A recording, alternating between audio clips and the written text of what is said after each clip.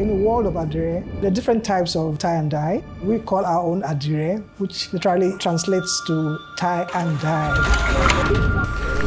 Nigeria did not begin tie and dye. It started in Egypt as far back as 4th century BC. But our own is very unique. In southwestern Nigeria, the women evolved a very interesting style of using starch as a form of resist.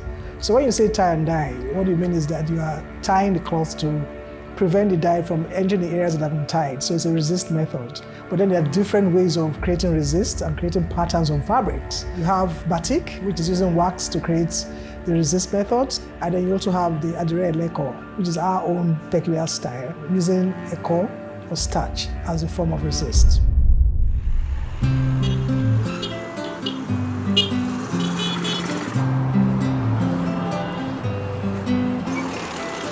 What is interesting about our own technique is that it also tells about the culinary skills, because we eat lafun, which is the predominant material that we mix with hot water, and then make it into a slurry mixture and you apply it onto the fabric.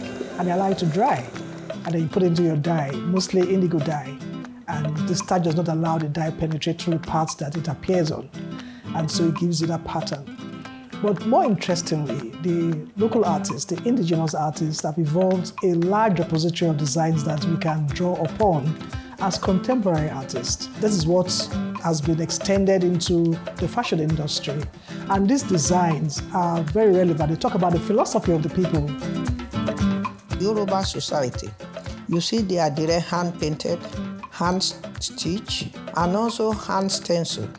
So Adire is the name of our traditional textile that is dying off in Nigeria. The name of our textile is called Adire. It's made with cassava paste. If it stays more than 5 minutes, it will dye like this. The pattern may not reflect on the fabric after some time. So there's a lot that you can learn from a single piece of cloth. In fact, cloth speaks. Cloth tells you a lot about the traditions of the people, tells you about the philosophies of the people, and apart from wearing it, it's not just a mere covering of the body.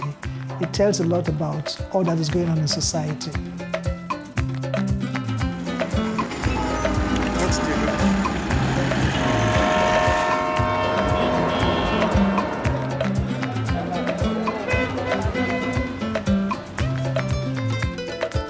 I see my role in terms of what I'm doing with my company as 3 parts. The first is awareness and appreciation, and that's just to allow people to observe and appreciate our culture, whether that's through fabric, like the leggings, whether it's through reading, the knowledge, but that's just one stage, phase 1. The second part is experience, and that's really getting people to practice some of these traditional methods. So learning about Adire in a way that is experiential, training in it. And then the third part is, who are you? What role do you play? What in this wider narrative? Why are you wearing African fabric? What does it mean? What are you communicating? So the third part is more around identity for Nigerians, and our fabric, Adire, is a big part of our identity. You can't talk about Adire without talking about Adire eleko. When people were producing Adire eleko, they were creating a stamp in time. They were documenting what was happening in history, relationships that they had with friends, with partner wives, with their husbands. They were documenting what was going on.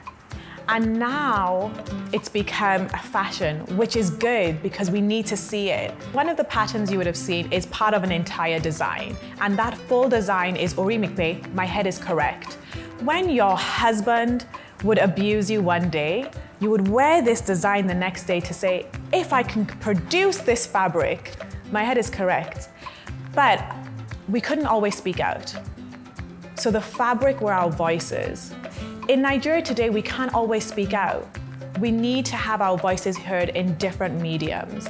So that's why the fabric is important, because it's a form of communication. But unless you understand what you're communicating, then you're not communicating at all. Why did I even get involved in the first place? Over the years, I've just looked at the potential that our country in particular has, and even our continent has, some of the missed opportunities have made me really sad. I've felt and I continue to feel a growing burden to do something about it. And so in thinking about that and thinking about, even in Nigeria, the population of 200 million people of us, and the large number of people who are still very disadvantaged. And when I layered on that some of the beauty of our culture, some of our cultural practices now dying away, I felt an urgent need to do something about it. Something like 20 years ago, I had met Antinike and was very, very inspired by her story. And more than that, what inspired me is her passion for keeping some of our cultures alive. And one of the things is in the expression of the Adire fabric and basically our clothing, and the sense of personality that gives us, and the sense of identity that gives us, and the sense of history, and the sense of meaning that these fabrics give us. So in our culture, names have meaning, symbols have meaning, and how we do these things have meaning. I was also inspired by the fact that it's mainly done by women, and it's a dying tradition. So in thinking about setting up my foundation, I wanted to focus on empowering women and youth to be social actors in creating a socioeconomic change in our economy. So what we did with Antinike was to say, okay, fine, you've been doing this for a while. Let's co-create a program around your practices. And so we created an Adire skills training program where we've taken basically the Oshogo version of Adire. And we teach them to the women here a way to express our culture, and importantly, to give them a meaningful source of livelihood.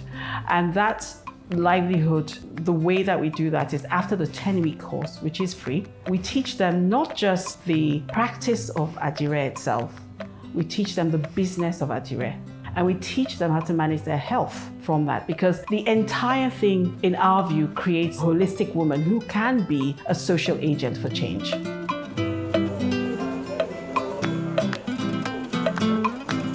My very special interest in this is because I see my journey as a mission to affect my world.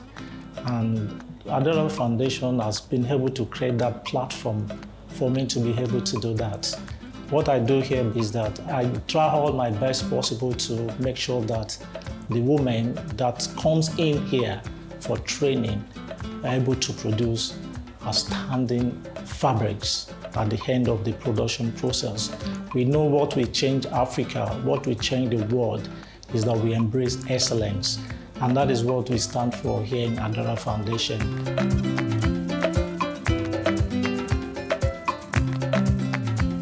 Technology plays a big part in what we wear because it actually helps reduce the cost.